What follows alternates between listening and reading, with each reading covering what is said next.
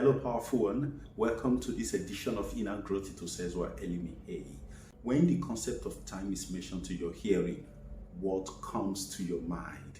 What is that thing that is woken up in you? Of course, when time is mentioned, you begin to wonder how much you have achieved in life.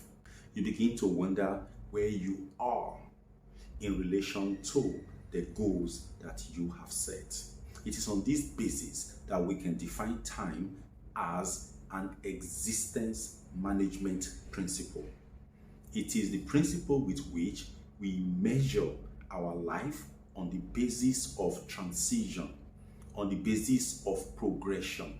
It is the principle upon which we judge our lives on the basis of progress. When you see life as a linear principle, that is to say, it is a law that is based on movement from point A to point B, which is all about achievement, then you are being controlled by time. Time is about space. It's about movement from point A to point B. That is all what time is. If you take your mind away from progression, if you take your mind away from linear progression, you will find out that time will lose its power over you. You see, time wasn't made to be the boss of the human existence. Rather, time was created to serve humanity. Humans are not victims, are not subject of time. Now, if you realize that time is an existence managing principle, and then you understand the concept of existence, what existence really means. Existence is life within form. It means that experience of life that is based on our material state of being. What does our material state of being actually mean? How do we understand our material state of being? We understand our material state of being as achievements. It has to do with a report card. How much have we attained within this body? Because this body is 100% subject to time.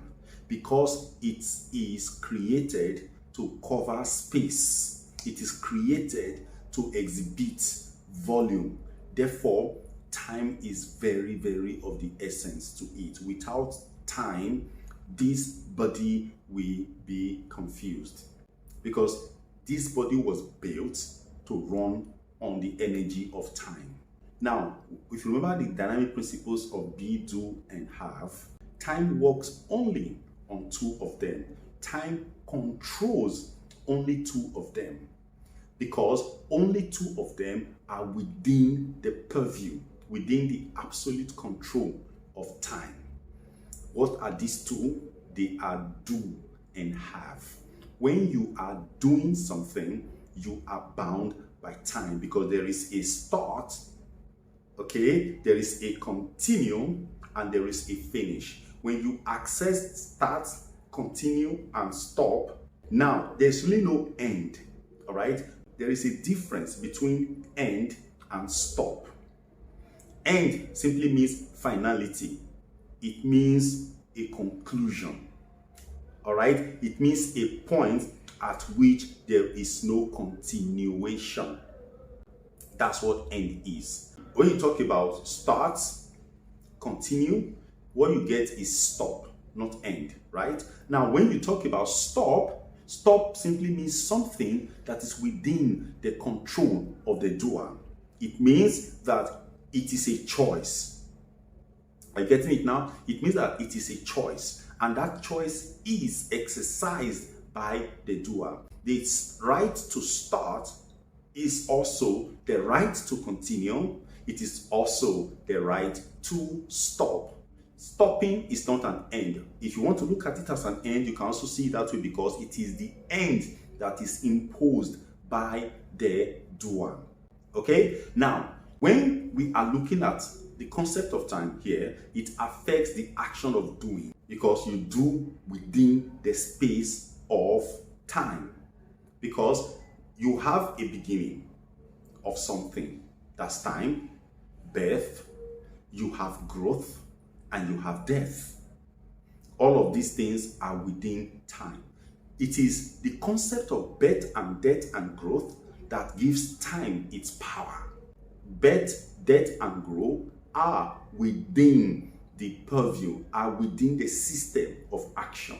They are not a being, they are a sense of existence. They are not life in themselves. So to call the cycle of life birth, growth, and death, start, continue, and stop, is to be in an error, because that isn't the cycle of life. Life does not have a beginning. Life is, and life does not have an end. Know that. So when there is no beginning, there is no continuation, because there has to be a start, there has to be a commencement for a sense of continuation to exist, and for a sense of ending or conclusion or stopping to exist. Right? Now, if you understand this principle very closely, you will begin to see that there is really no reason to panic in existence. But if you are acting within this principle of start, continue, and stop, the word stop, when you know the meaning of it, you begin to realize that you have immense power. Because to stop is a break that is applied by the doer. It is a choice. It is not something that is forced. All right. Now, the second level at which time has so much power, so much influence, is at the level of have. To have. Whatever you have happens to you at a point in your existence. All right? And that thing you have continues to stay with you at a point in existence. There is also a point in which that thing ceases to be had. And when that time comes, you realize that there is a transiency of life. But again, like I said, life is not transient. What you are seeing is existence. Existence has a beginning, it has a continuation, and it has an end.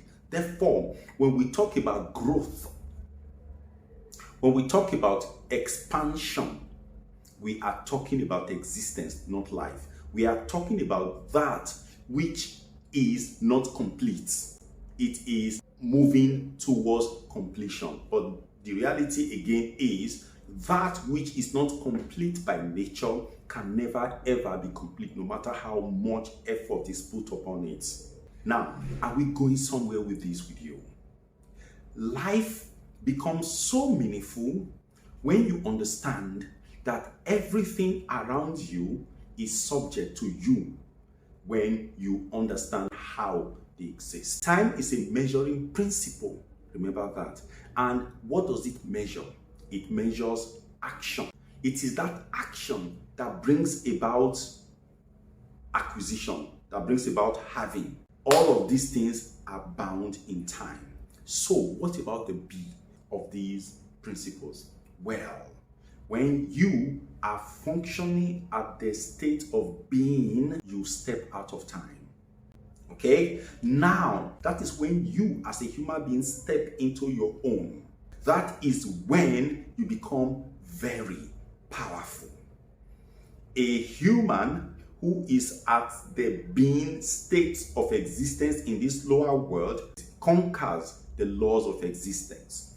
All our karmas, all our actions, which is karma now, all our acquisitions, which is also karmically determined, because when you do, you have. When you have, there is a consequence for having.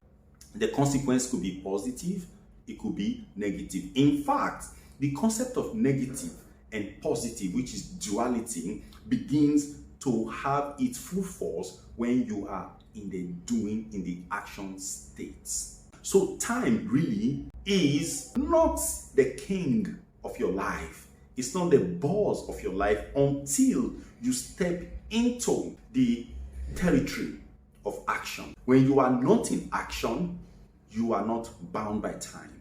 Within time, you have the pleasure of acquisition, or the pains of acquisition, or the pains of non-acquisition, or the pleasure of non-acquisition. When you acquire, you are either happy by acquiring or you are sad by acquiring. It depends on what you have acquired. You see? Now, if your action led you to a conclusion, listen now, because the have aspect of the principle is a conclusion, is a consequential aspect of life. Because when you do, you have. When you do not do, you don't have. Are you getting it? So, this takes us to the zero perspective. If I had, then there is no zero. But if I don't have, then there is a zero. Zero simply means the absence of existence. See, absence of existence does not exist in a state of being. Because when you are in a state of being, all things exist. Nothing is missing. But when you come into a state of doing, then you begin to have an understanding that certain things are not there because you haven't done, or because your doing has not attained fruition. So having is the creator of zero, non-having. But if you outgrow having, then the idea of not having will no longer exist. What having does is that it gives us an acquisitive mentality. When you are doing, you have a goal. There is a reason for every doing. There is no doing that is of itself. Because when you are doing, you have a target. You have a reason for doing. Now, time measures the relationship between your action and your acquisition. That's what time is all about. Now, when you take your mind away from acquisition mentality, you find out that time dies a natural death. Time does not exist as an entity until you start doing. Now, when we talk about the be and do, we are also saying that you have a choice between two variables. When you step into being, you outpace time. You leave time behind. Time will not have an effect on you.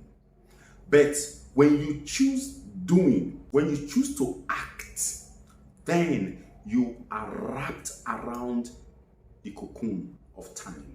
Then all the illusion of matter will begin to work upon you. This is why you are being advised from time to time to focus on being and leave out the doing alone. Because when you become, existence begins to do on your behalf.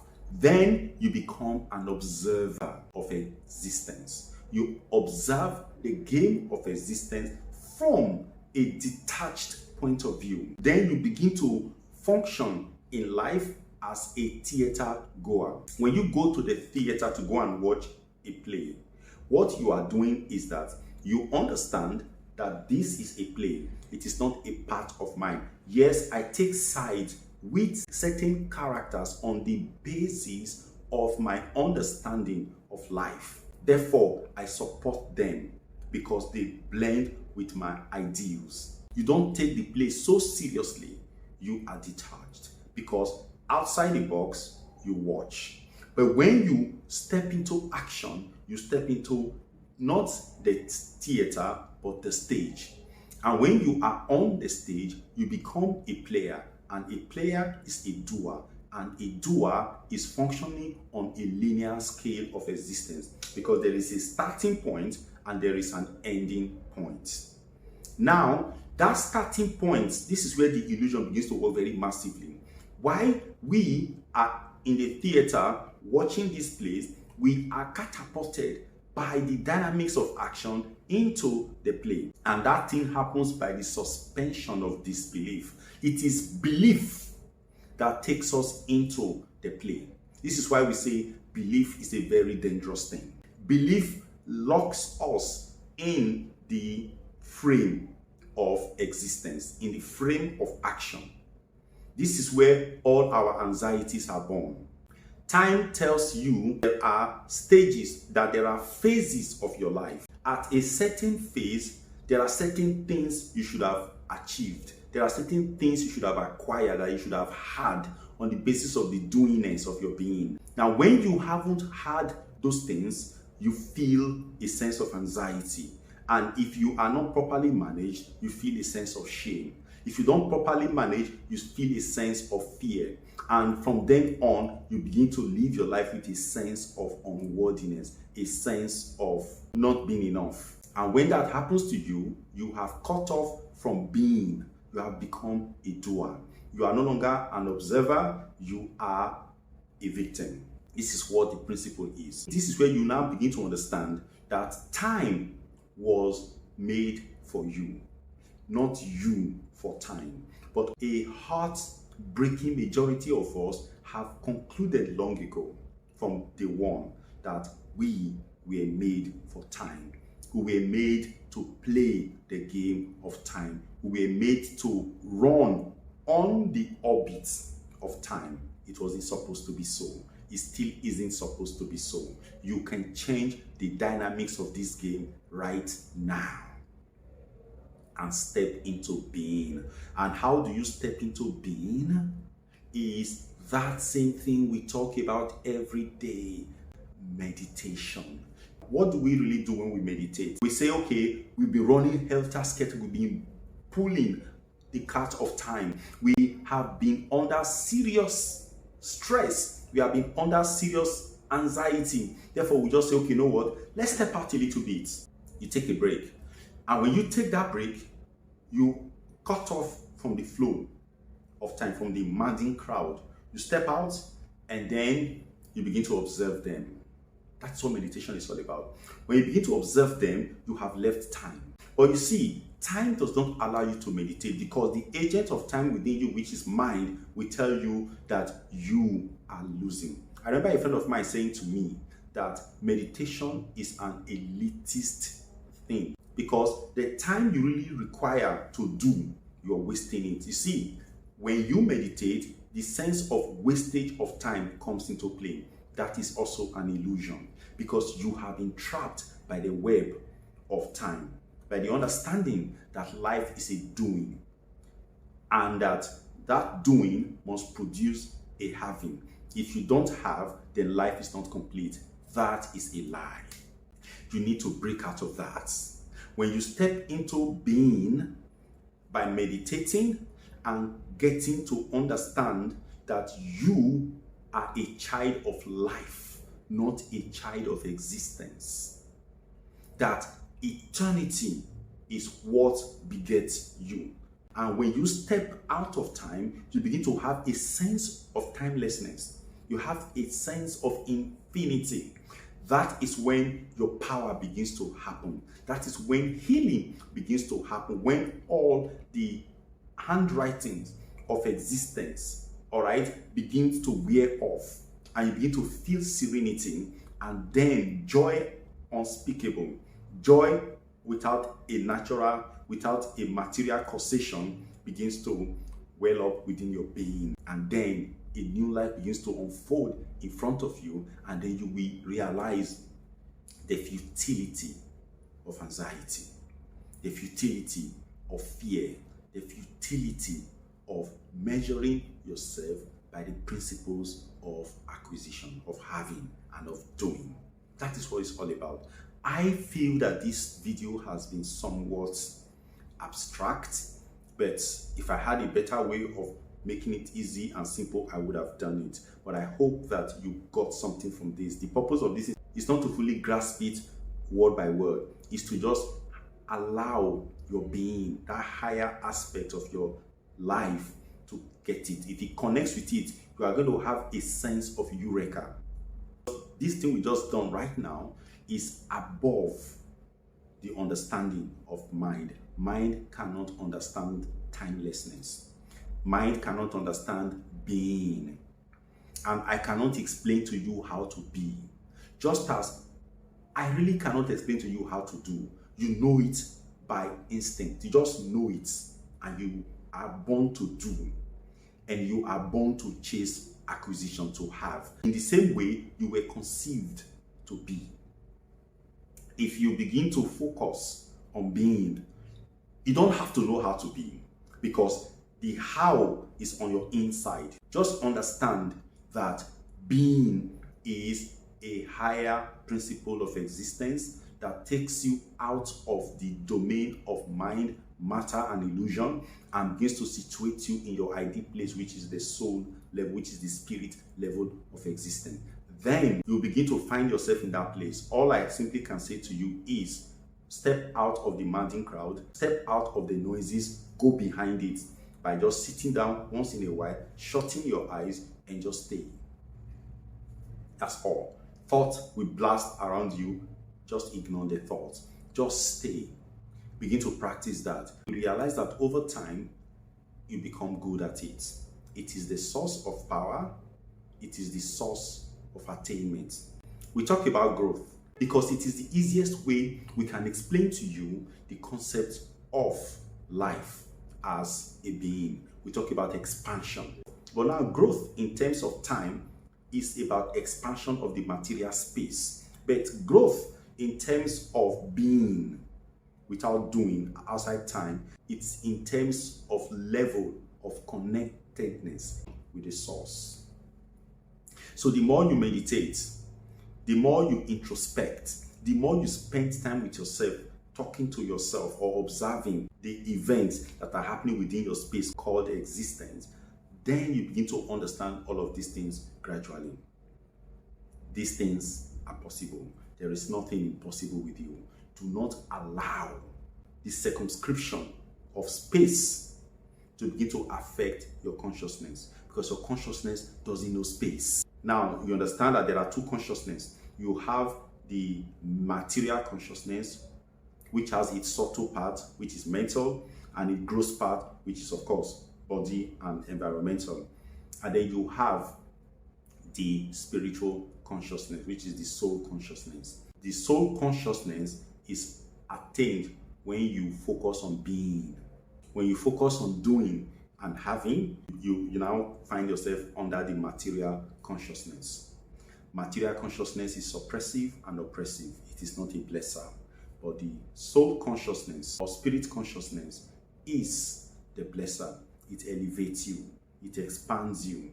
By expansion, it's not material acquisition. This expansion means power.